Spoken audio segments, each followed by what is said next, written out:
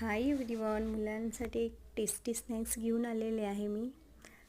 पटकन बनतो आणि टेस्टी लागतो. सगळ्यांना आवडेल अशीच एक रेसिपी आहे. चला तर रेसिपीला सुरुवात करूया मस्तपैकी. 1 वाटी मैदा घेतलेला आहे मी. त्यानंतर चवीनुसार मीठ, थोडंसं बेकिंग पावडर टाकायचं.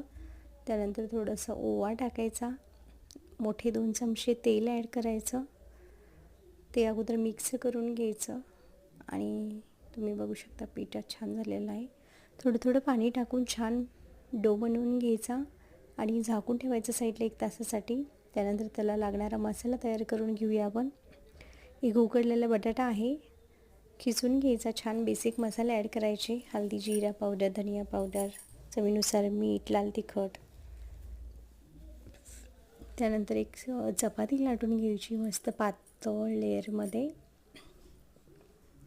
तुम्ही बघू शकता एक छान चपाती लाटून घेतलेली आहे. एक वाटी ठेवून मस्त मसाला पसरून घ्यायचा आपला तयार केलेला. एकसारखा पातळ लेयर द्यायचा. एक ट्रायंगल शेपमध्ये मी कट करत आहे. तुम्ही हवा तो शेपमध्ये कट करू शकता. मस्त मी आतमध्ये वाटी ठेवली होती. तुम्ही नाही ठेवले तरी चालेल. तुम्हाला हवा तो राऊंड शेपमध्ये कसंही तुम्ही बाकरवडीचा पण शेप देऊ शकता, रोल टाईप कट करून. मी अशा पद्धतीने हे सगळे रोल करून घेते. तुम्ही बघू शकता दिसायलाही खूप सुंदर दिसतं आणि खायला पण खूप टेस्टी आहे. छान मस्त मीडियम गॅसवरती छान मी तळून घेते. क्रिस्पी होईपर्यंत छान तळून घ्यायचं.